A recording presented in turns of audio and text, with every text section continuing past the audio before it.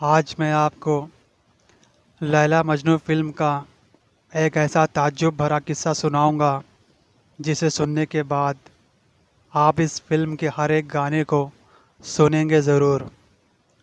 जब तक आप इस फ़िल्म के गाने सुनेंगे नहीं, आपको चैन नहीं आएगा।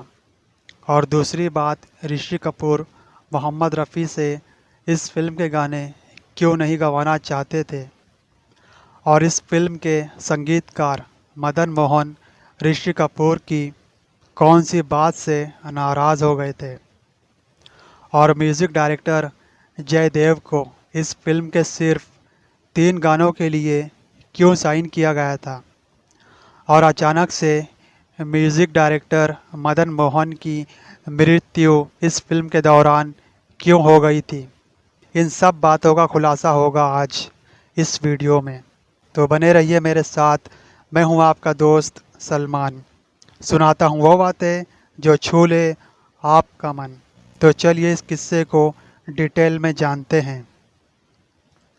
ये किस्सा है सन 1976 का, जब चॉकलेटी बॉय ऋषि कपूर ने बॉक्स ऑफिस पर सुपरहिट फिल्म देकर लोगों के दिलों में अपनी एक रोमांटिक छवि बना ली थी। उस फिल्म का नाम था लैला मजनू। इस फिल्म को डायरेक्शन दिया था हरनम सिंह रवैल ने, और इस फिल्म की कहानी को लिखा था अबरार अलवी ने, अंजना रवैल ने और एच.एस. रवैल ने। इस फिल्म को बहुत ही उम्दा कलाकारों से सजाया गया था, जैसे कि ऋषि कपूर, रंजीता कौर, डैनी डेंगजोंगपा, आसरानी, अरुणा ईरानी, रंजीत, राजा मुराद, इफ्तिखार अहमद। इन सब कलाकारों ने बहुत ही बेहतरीन काम किया था इस फिल्म में। ये ऋषि कपूर साहब की दूसरी सबसे बड़ी सुपरहिट फिल्म बनी थी, मगर ऋषि कपूर मोहम्मद रफ़ी साहब से गाने नहीं गवाना चाहते थे। उसकी वजह यह थी कि ऋषि कपूर ने अपने फिल्मी करियर की शुरुआत बॉबी फिल्म से की थी। ये फिल्म 1973 की सबसे बड़ी सुपरहिट रोमांटिक फिल्म थी, और इस फिल्म में सारे गाने शैलेंद्र सिंह की आवाज़ में थे, जो ऋषि कपूर की आवाज़ की पहचान बन चुकी थी। इसीलिए ऋषि कपूर ने म्यूज़िक कंपोज़र मदन मोहन से कहा, आप इस फिल्म के गीतों के लिए शैलेंद्र सिंह को ले लीजिए। उनकी आवाज़ मेरी आवाज़ के लिए परफेक्ट है, क्योंकि मेरी पहली फिल्म बॉबी में जितने भी गाने शैलेंद्र सिंह ने गाए थे, वो सारे गाने सुपर हिट हो गए थे। अगर वो इस फिल्म में भी गाने गाएंगे तो इस फिल्म के भी सारे गाने हिट हो जाएंगे। तब संगीतकार मदन मोहन ने ऋषि कपूर से कहा, इस फिल्म का संगीत म्यूज़िक बहुत ही टफ है, और इस सख्त साज को सिर्फ रफ़ी साहब ही कवर कर सकते हैं। मगर ऋषि कपूर अपनी ज़िद पर अड़े रहे। उन्होंने डायरेक्टर एच.एस. रवैल से भी बात की। तब म्यूज़िक कंपोज़र मदन मोहन ने ऋषि कपूर और डायरेक्टर से कहा, मैंने इस फिल्म के लिए जितनी भी धुन बनाई है, उस धुन पर सिर्फ रफ़ी साहब ही अपनी आवाज़ दे सकते हैं, और कोई नहीं। Director HS. रवैल इस बात को समझ चुके थे, मगर ऋषि कपूर अभी भी हिचकिचा रहे थे। तब मदन मोहन ने गुस्से में कहा, अगर रफ़ी साहब इस फिल्म में गाने नहीं गाएंगे तो मैं इस फिल्म को छोड़ दूंगा। तब डायरेक्टर एच.एस. रवैल ने ऋषि कपूर से कहा, हम एक गाना रफ़ी साहब से रिकॉर्ड करवाते हैं। अगर वो गाना तुम्हें पसंद नहीं आया तो उसके बाद हम इस मसले का कोई दूसरा हल ढूंढेंगे। फिर रफ़ी साहब की आवाज़ में सबसे पहला गाना रिकॉर्ड किया गया, जिस गाने के बोल कुछ इस तरह से थे, कज़ा ज़ालिम सही ये जुल्म वो भी कर नहीं सकती। ये दीवाने की ज़िद है अपने दीवाने के खातिर आ। जब इस गाने को ऋषि कपूर ने सुना तो उनके होश उड़ गए। जब उन्होंने अपने आप को स्क्रीन पर देखा तो उन्हें ऐसा महसूस हुआ कि जैसे ये गाना वो खुद ही गा रहे हों। उनकी आवाज़ रफ़ी साहब की आवाज़ जैसी ही लग रही थी।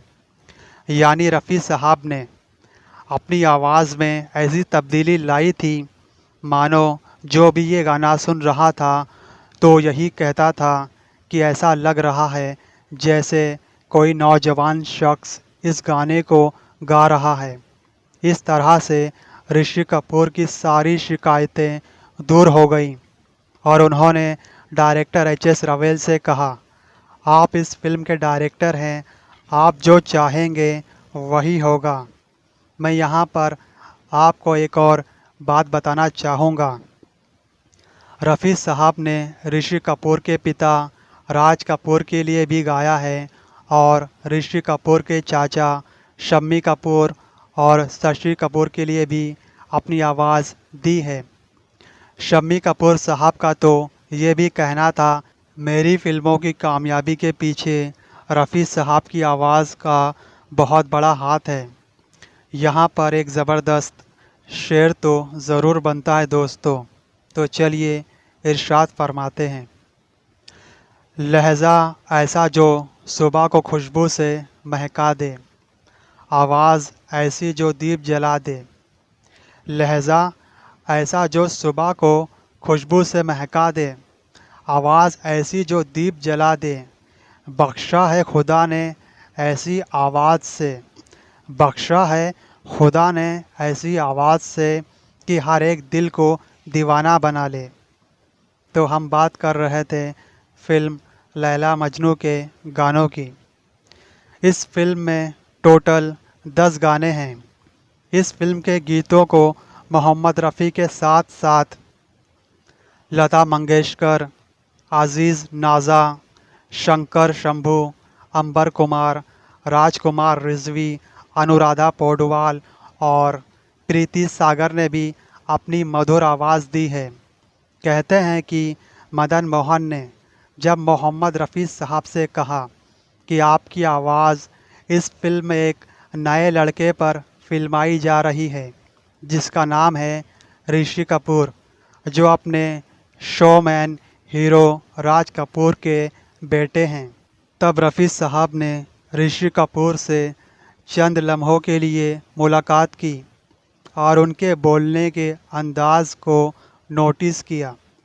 फिर अपनी आवाज़ में ऐसी तब्दीली लाई थी कि गाना सुनने के बाद ऋषि कपूर रफ़ी साहब के उस दिन से बहुत बड़े फ़ैन बन चुके थे।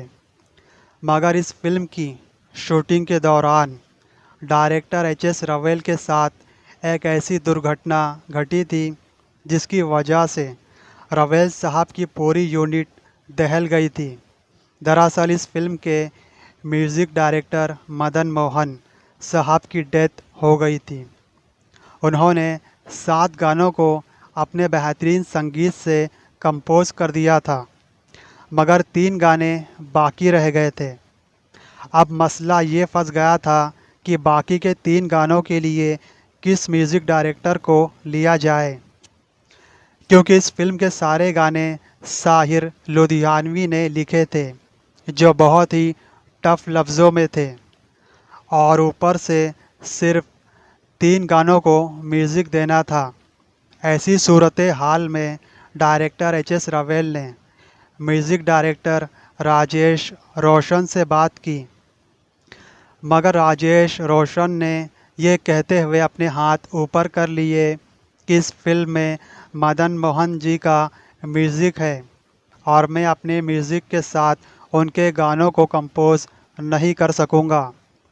इस बात से हैरान होकर डायरेक्टर एच.एस. रवेल ने म्यूज़िक कंपोज़र जयदेव को कांटेक्ट किया।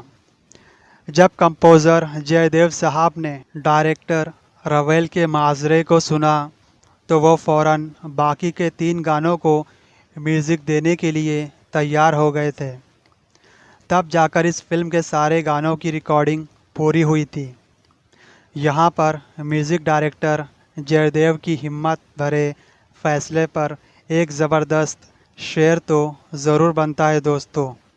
तो चलिए इरशाद फरमाते हैं, जीतेंगे हम ये खुद से वादा करो, जीतेंगे हम ये खुद से वादा करो, कोशिश हमेशा ज़्यादा करो, नसीब रूठे चाहे हिम्मत टूटे, इतना मजबूत इरादा करो, जीतेंगे हम ये खुद से वादा करो, जो तोड़े से भी ना टूटे वैसा वादा करो।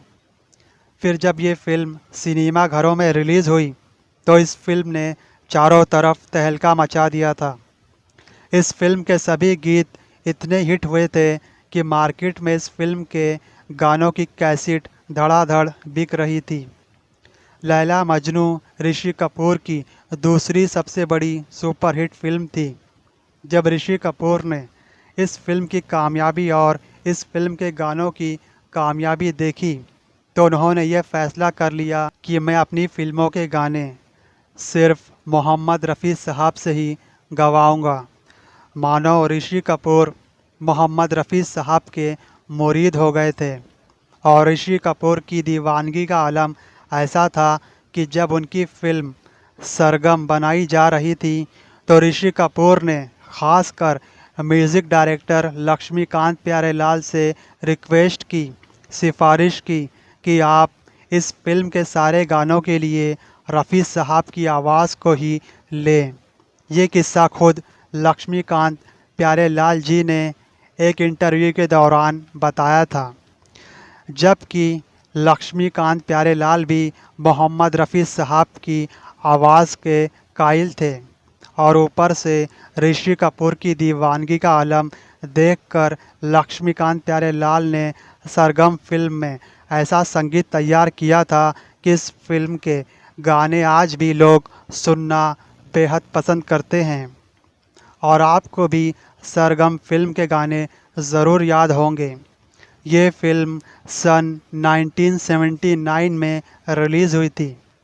इस फिल्म में हीरो थे ऋषि कपूर, हीरोइन थी जया प्रदा और वो गाने जो सबसे ज़्यादा फेमस हुए थे, जिसके बोल कुछ इस तरह से थे, ढफली वाले ढफली बजा, कोयल बोली दुनिया डोली, समझो दिल की बोली। 1980 में इस फिल्म का गाना ढफली वाले ढफली बजा सब गानों के ऊपर टॉप लिस्ट पे था। इस फिल्म में ऋषि कपूर को बेस्ट एक्टर का अवार्ड मिला था और लक्ष्मीकांत प्यारेलाल जी को बेस्ट संगीतकार के अवार्ड से भी नवाजा गया था। मैं आपको ऋषि कपूर और रफ़ी साहब से रिलेटेड एक और हकीकत बताना चाहूँगा कि आखिर ऋषि कपूर रफ़ी साहब को हर फिल्म में लेने के लिए डायरेक्टर से गुजारिश क्यों करते थे। दरअसल रफ़ी साहब ऋषि कपूर के लिए जिस फिल्म में भी गाना गाते थे वो फिल्म हिट नहीं बल्कि सुपर हिट हो जाया करती थी। यानी रफ़ी साहब ऋषि कपूर के लिए लक्की मैन बन चुके थे। जैसे कि मैं आपको कुछ फिल्मों के नाम बताना चाहूँगा। अमर अकबर एंथनी फिल्म जो 1977 में आई थी, हम किसी से कम नहीं, ये फिल्म 1977 में ही रिलीज़ हुई थी। सरगम फिल्म जो 1979 में आई थी और कर्ज फिल्म जो 1980 में रिलीज़ हुई थी। इन सब फिल्मों में ऋषि कपूर पर रफ़ी साहब की आवाज़ है और सब गाने सुपर हिट हैं। कहते हैं कि सरगम फिल्म के दौरान जब ऋषि कपूर को अवार्ड मिला था तो उन्होंने रफ़ी साहब के लिए कहा था, अगर भगवान की आवाज़ होती तो रफ़ी साहब जैसी होती। इस तरह का ऋषि कपूर पर रफ़ी साहब की आवाज़ का जादू छा गया था। तो हम बात कर रहे थे फिल्म लैला मजनू की। इस फिल्म में जितने भी गाने थे वो सारे के सारे हिट थे, लेकिन उन गानों में से ये 4 गाने उस ज़माने में टॉप 10 लिस्ट में शामिल थे, जो कुछ इस तरह से थे। 2 मोहम्मद रफ़ी साहब के गाने थे और 2 गाने लता मंगेशकर जी के थे। पहला गाना, तेरे दर पे आया हूँ कुछ करके जाऊंगा, झोली भर के जाऊंगा या मर के जाऊंगा। तू सब कुछ जाने है, हर गम पहचाने है। तेरी शोहरत सुन सुन के उम्मीदें लाया हूँ तेरे दर पे। दूसरे गाने के बोल ब्रेकअप शायरी के तरह हैं, जो कुछ इस तरह से हैं। बर्बाद मोहब्बत की दुआ साथ लिए जा, टूटा हुआ इकरार वफा साथ लिए जा। इन गानों को रफ़ी साहब ने अपनी मखमली आवाज़ से सजाया था।